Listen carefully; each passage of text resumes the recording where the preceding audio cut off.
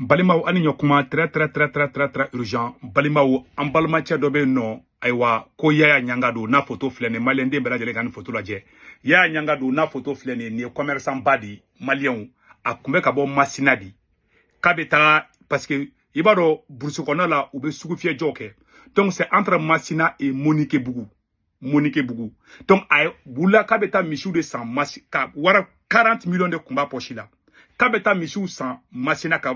bon Massina kabeta Monique Bougou. Kabeta michou 100 Mali surasi do de flek ka mine ka faga ka tla ka million binani ko taka tanui. Ndera galon tekede asomo be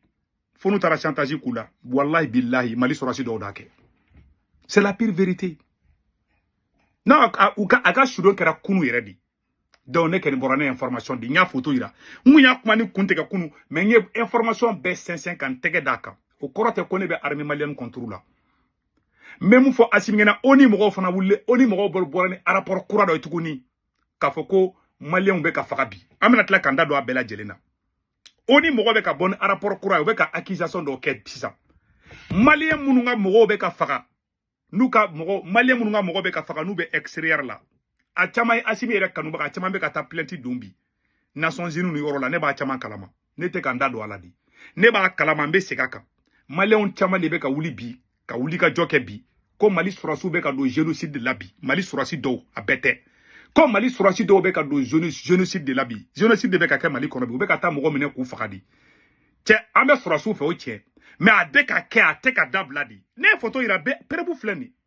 Mali surasi do de bara ngede. Surasi bete de. Oh, na kokato, surasi munu be ka ni bara ke na kokato munu okoro ka foko vous êtes complice. A photo flere. Mali armée mogo do de tara ni che mbonani labi. Kaka million binani ko mine a su de tara yesrabaka. Ay enquête ke sauf la bulikena fle. Ay ta enquête kaka. Ndeko do golede ndeka kuma machina ka kluba na meka mufo. Ngalonte de armée malienne de mogo do da barake. Utara ka ta che fakadi. Billahi tallahi. Akara choko juma mena douala. A chen to ko yaya nyangado. Yaya nyangado a wula de kabeta mishiu san commerçant de dou. Bon ni beta mishi san ni fona waru be kiku wari girima be kiku. O wari wa ko be kata mishi san na kono ko be kata war di jadi suma. Kasro dugo be bado. Dugo be bado ninte manabana mo koyede. Be bado a photo flene de malion a photo flene. A photo blale ka saraita commentaire kala. Yaya nyangado a photo flene. Machina ka be bado. Anga armée mogodo de fleka ni mene ka faka million binan de kumba ko yata akunganga ta michu de 100 ale beta sugu fie jola chaque mardi Monique Bougou ale beta au sugu fie de jo nya ta fa sun korodi ya a photo ya ata do nya photo soro tugo mile nya ta fa su de koro billahi talahi afle na nya koro c'est-à-dire que Monique Bougou au dogo jobe ke chaque mercredi et chaque mardi ya nyangadu ale de wulila kabeta misiw san ale misiw san ku fara ɲɔgɔn kan ka sɔrɔ k'u feere boucher ma boucher fana bɛ sogo feere sugu la a photo filɛ ko yaya ɲangadu a photo filɛ ni cɛ kunbaba de don yaya ɲangadu ne ma fili donc u y'a faga cɛ tɛ muso tɛ dɛ binaka mɔgɔw tɛ dɛ armée malienne mɔgɔ dɔ d'a faga o kɔrɔ tɛ ko n bɛ armée contre la hadamadenw bɛ n faamuya mais wulu ni jakuma ni waraw tɛ n ka nin kuma faamu ne yɛrɛ somɔgɔ bɛ armée la ne tɛ armée contre la dɛ Billa al ne fa ni ko ke Billa ne ba finangi jota la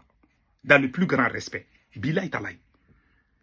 mo tere armée malienne da faga mo do da faga u ya faga ka taka ka war nela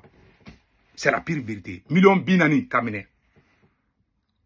o mayni wa aramaden warte se kay mo kumblia itse kay moto bala ni yera moto bala ni jala mugu melege o ba fo ke jadi ni war yeri kun ubi bugo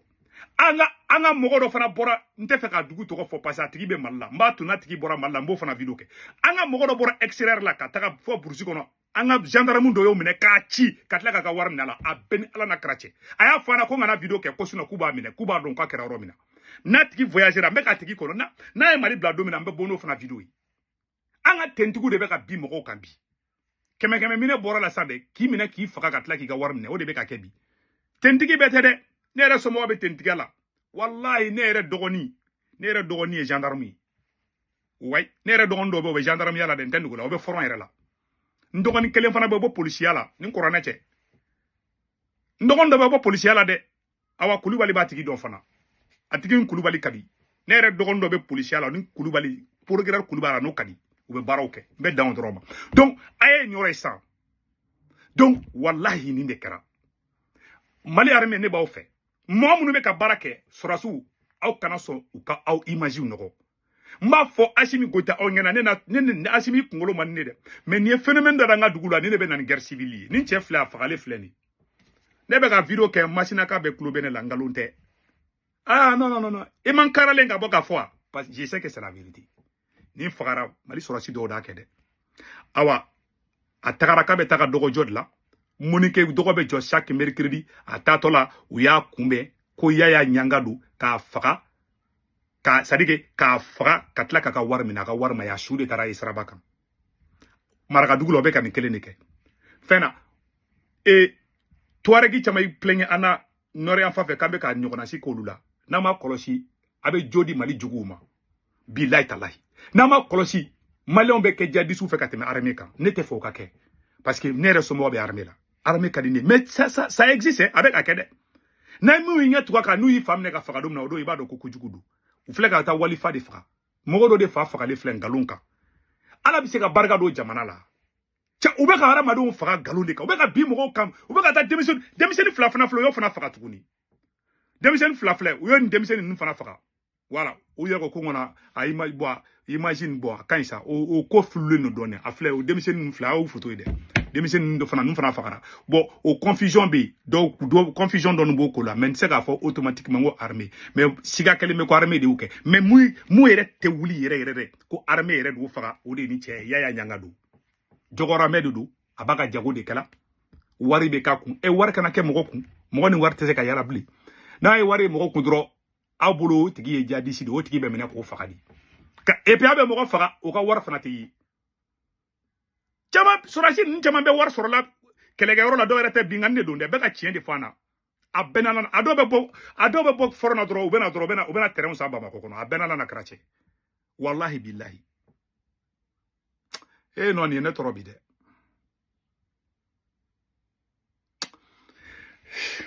aya ye oni ye déclaration min an ka jɛ k'o lajɛ ne dusu tiɲɛnen don nka wallahi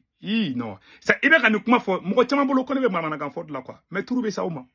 a y'aw ɲin wɛrɛ dɛ n'a y'a mɛn don min na ko y'aw somɔgɔ dɔ faga burusi kɔnɔ don a b'a dɔn ko ja Segu Tunkara tun bɛ ka nin fɔ koyi Faransi ta la ne ye nin fɔ don min na mɔgɔ caman ko Segu Tunkara ka Faransi ko kuma nege bɔra kojugu Segu Tunkara bɔ Faransi y'a don ta Faransi y'a bɔ ta ne kun mana video daminɛ dɔrɔn dɔw kun bɛ suru ci ne la mais bi o tiɲɛ ma di ne ma awa ni nin tiɲɛ ma di ne ma kɔrɔ ne tɛ halala ye an ka nin kuma lamɛn. L'expert indépendant Eduardo González, le Mali s'enfonce dans une spirale de régression démocratique, de violations massives des droits de l'homme et l'impunité structurelle. Dans les grands axes de son rapport, il indique une hausse des violations des droits humains, parmi lesquelles figurent des exécutions sommaires, des disparitions forcées, des violations sexuelles, des arrestations et détentions arbitraires, des exécutions collectives, entre autres. Le rapport indique également que près de 14 000 violations des droits de l'homme ont été enregistrées. En réaction devant le Conseil des droits de l'homme à Genève, le ministre de la Justice et des droits de l'homme, Mamadou Kassogé, a fustigé un rapport reposant sur des allégations infondées. Il a indiqué que la justice malienne est à l'œuvre. Voilà. Le garde des Sceaux a aussi assuré qu'aucun journaliste n'est détenu pour ses opinions, tout en précisant que la loi s'applique qu'en cas d'infraction pénale. Voilà. Kassogé ni munu bɛ ka ɲɔgɔn jaabi olu de ye ne ta u ko exact mɔgɔ oni bɛ ka bɔ ni fɛn fɛn an bɛ yɔrɔ na ko bi RFI o France 24 Maliens de bɛ ka taa se RFI ma Maliens minnu taa si min fɔ olu tɛ dɛ ne tɛ RFI fɛ ne tɛ France 24 fɛ minnu yɛrɛ bɛ Mali kɔnɔ dɛ olu yɛrɛ bɛ ka taa kasi ka taa fɔ tubabuw ɲɛna ko on bɛ ka faga nin ye maloya ye dɛ c'est-à-dire Maliens minnu yɛrɛ bɛ Mali kɔnɔ dɛ ne Segu Tunkara filɛ ne ye nin cɛ photo sɔrɔ cogo jumɛn beaucoup de gens vont se poser la question Yaya Ɲanga don ne Yaya Ɲanga don photo sɔrɔ cogo ne wolola de o a fagara dugu min na ne wolola dugu la ka photo ci ne ma a fagara dugu min na ne wolola dugu kelen na a fagara cogo min mɔgɔ kelen tɛ mɔgɔ fila tɛ mɔgɔ saba tɛ mɔgɔ naani tɛ ne tile fila de kɛ n bɛ ka enquête k'a kan depuis kunu fo bi a ka sudon kɛra kunu de a filɛ nin ye u ye nin cɛ bɔnna nin la Yaya Ɲanga don bon oni bɔ ni rapport ni caman oni kun bɛ nkalon caman nɔrɔ na o tiɲɛ de mais si ça n'a pas colossé avec Jody Onima n'a pas colossé avec Jody Francima quand on est chité en fait et ko jugu be ka ke Palestine ou te kuma ou law mo ko ke kaw fana ka jamana deuna na ka soro mo wera le be ka kanga jamana deuna ne bi se ko fama mais a yere mo munu yere kanga an yere kolosi parce que naloma do bi sigile to se ku tungara muno te ta Iran muno te ta Israël muno te ta Palestine ko fintu ko kele o manamana to parce que naloma do be no ni ko Chine kele naloma bolo kurule be so fa ka duguje a fora ko an yere ka finitikila ka o de be kanga jamana ko do fa o manganga ke ni fema boala jamana ko de kele o be tege asimina ou be tege Mali surasu la ou be boli be taka Faransi kelen de wuli ou be ta Ameriki kelen de wuli kaye nan deme mami nya galendu ata nina jugudo ni be ka toji la mogo mini bolo mina kera mogo fima kera mogo jama bi gula tigila bon Mali be ka ta au niveau de ba aba kolosi abena Malien tola sigi Faransi de ma na ma kolosi abena Malien tola sigi anye mamunu gamet la ko de wuli o ye maloya ide ala kan kisoma bon abe ko bara de ke aye Franci gen ka ministre gen ma abe ka Mali war daga di sunguru baw di ma abe ka kojugu ke abe ka dama don bono unila kuma abe ka fo bi c'est la vérité Malien den olu yere de be ka bobi ka ta fo oni na bi billahi tallahi Malien do bora dien selege nan na be ne be ka kuma offre na Malien do be New York ya ube ka rapport glandation sinna avec des preuves à l'appui ne ba be kalama ko ngata témoigner la ngone tseka témoigner ke ce ne be kuma avec fierté ni ne ndoko kata kodo ke nga jamana contrôle la ma conscience ne me permet pas c'est pour ça moi je parle avec la tête haute parce que mbado nyo horondi mbado menga jamana fana fait mbado fana menga armée fait mais ni tiena na nga tiefo iye sorasi o koroti ka fika nga taka ika jamana de faka kanga na kuma ula non tial ne fa ne mo faka ne bi dénoncer billahi tallahi ne te mo faka la fait que ce côté soit clair ne te machine ne te mama ba mo faka ka ne ti sutra